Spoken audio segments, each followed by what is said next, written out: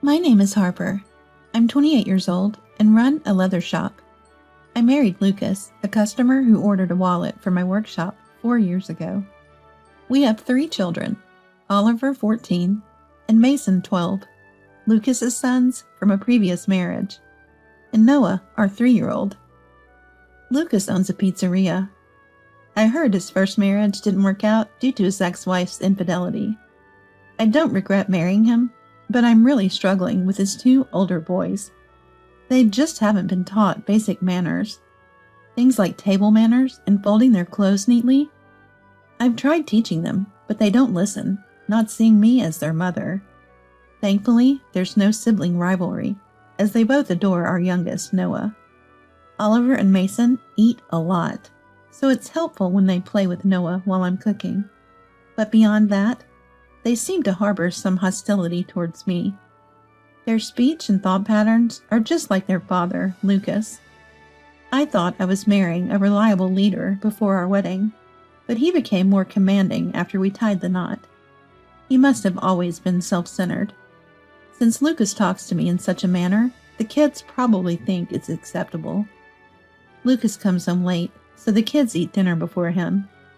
I'm teaching Noah how to use a fork and spoon, but Oliver and Mason complain about it. Noah, you don't need to learn the correct way. As long as you can eat, it's fine. That's right, you can't eat like me with any style. This makes it hard for Noah to practice. For Noah, holding it correctly looks cooler. In private, I encourage him, and we continue practicing slowly. However, the one thing the kids look forward to is Parents' Day at school. They seem proud to have a young mom. They check what I'll wear and how my hair will be styled for Parents' Day. After it's over, they wait for me and make a show of our close relationship, but in a soft voice. We call you Mom, but we don't consider you our mother, they always say. I reply, okay, I'll keep trying until you accept me. I plan to raise them equally with Noah. Lately, Oliver, maybe in his rebellious phase, seems to disdain me, almost like he sees me as a servant. I feel a growing distance between us. Initially, I tolerated it, as typical teenage behavior, but it became too much, so I talked to Lucas. Hey, Oliver's defiance is getting out of hand. Am I supposed to do something about it? He replied, showing his usual disinterest. Frustrated by his attitude, I still insisted he take it seriously, as it's about his son and our family. Tired of my talk, Lucas said, I'm going to bed, and tried to leave. I quickly told him about Oliver's behavior. When I try to eat with him, don't come near me. Don't talk to me, he says. He also tells me, I have a real mom, so stop acting like one. And Mason copies him, which hurts. Lucas just nods while looking at his phone. Listen to me and think about it, I insisted. I am listening. Stop nagging. You're worrying about this shows you're not a real mom. If you think you're a mother, figure it out yourself. Parenting is a mother's job, right? Parenting is a responsibility of both parents. Lucas clicked his tongue and said, You make this home uncomfortable. I come home tired and need relaxation. Maybe you should let their real mom take them. As he headed to the door, I asked where he was going. To my woman's place. You knew, right? Are you cheating? I asked. You didn't know? How much do you trust me? You're so naive. He laughed, then left. That only added to my confusion and worries. Lucas didn't come back after that. Oliver and Mason continued their defiance. I searched online for how to deal with rebellious teens and tried to avoid the listed don'ts. Don't react to every reaction. Keep a watchful distance. I stuck to these. While working in my workshop, I pondered what to do about Lucas and the boys. Noah, our youngest, has become increasingly clingy, uneasy about the changing environment and reluctant to go to childcare. One evening while cooking dinner, Oliver and Mason approached me. We heard her dad say our real mom wants to take us back. Dad said that? I don't know. Then Mason, looking happy, said, Big Brother contacted Dad and arranged to meet our real mom today, so we don't eat the dinner you made. We're going to our real mom's place. You're pitiful, abandoned by both Dad and us. I wanted to respect Oliver and Mason's desire to meet their real mother, but I mentioned they needed Lucas's approval. Dad said to decide after meeting our real mom. We'll eat tonight and leave with our stuff tomorrow. I realized that Lucas, Oliver, and Mason had already discussed this. You're pitiful, abandoned by both Dad and us? Deeply hurt me. And so, Oliver and Mason left to meet their real mom. The repeated mention of our real mom made me lose all confidence as a mother. Hours later, they returned, seemingly overjoyed from their meeting, too excited to even notice Noah talking to them. They were so excited about their mothers that they could not hear Noah when they spoke to each other, and they began to pack their bags. I asked Oliver, "Are you going to live with your mom? When will you come back?" Perhaps my question hit a rebellious nerve, as Oliver ignored me. Mason said, Mom wants to live with us. She'll ask Dad to let us stay with her forever. Goodbye. I contacted Lucas, likely living with his affair partner, to ask if he knew and consented to the boys living with their mother. Lucas revealed that his ex-wife had long wanted the kids back, and he thought it was best to let them choose. Feeling everyone involved wanted this, I told Lucas. "Understood," I said. When I spoke to Lucas after a long time, he was calm. I wanted to confront him about living with his affair partner and our future. Lucas' response was, "Oh, I was planning to come home and talk about this. I'm living with her now. She's pregnant, so I'm taking responsibility. Let's get divorced." "Pregnant? Divorce?" I was overwhelmed by loneliness. My cherished family had long been broken. To Lucas, Oliver, Mason, and even their mother, I was just disposable. My mind went blank, tears uncontrollably flowing.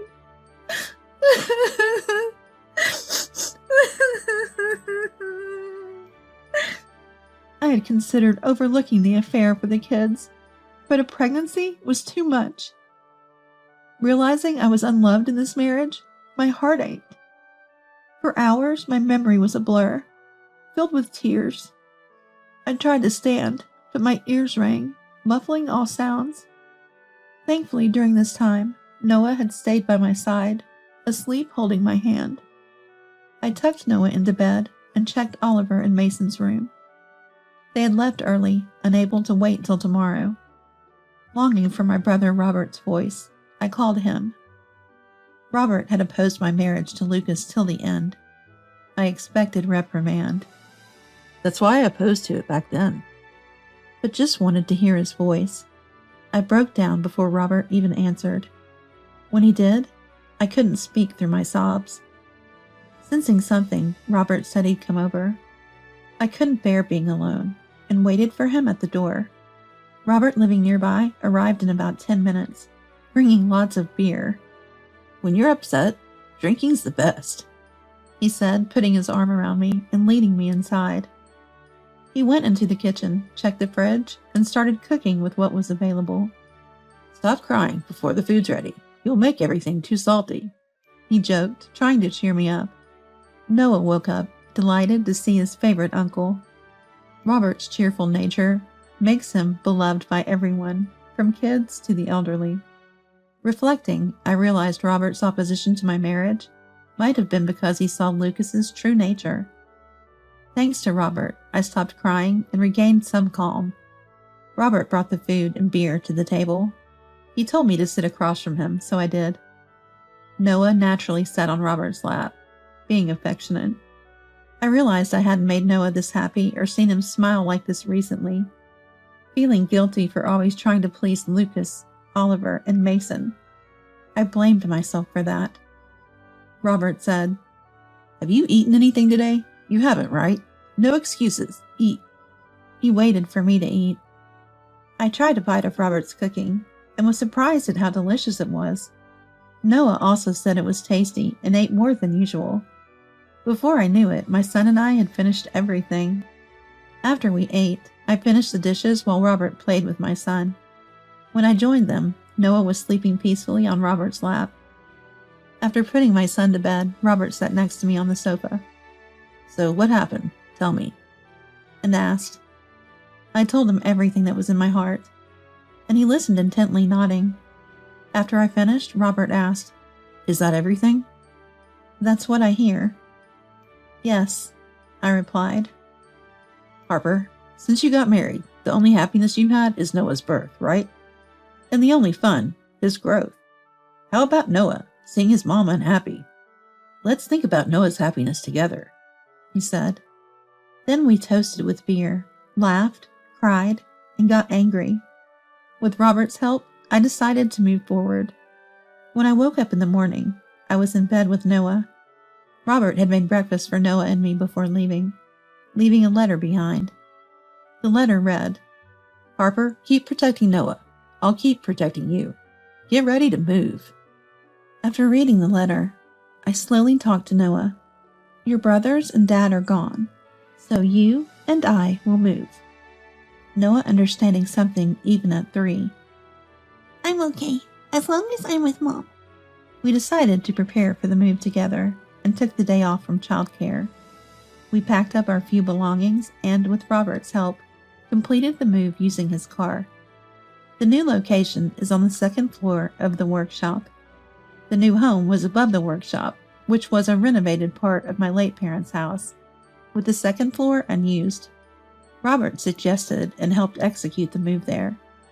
After settling in, I informed Lucas I agreed to the divorce. Lucas seemed relieved and cheerful. I'm taking only Noah. Just need child support for him, I said.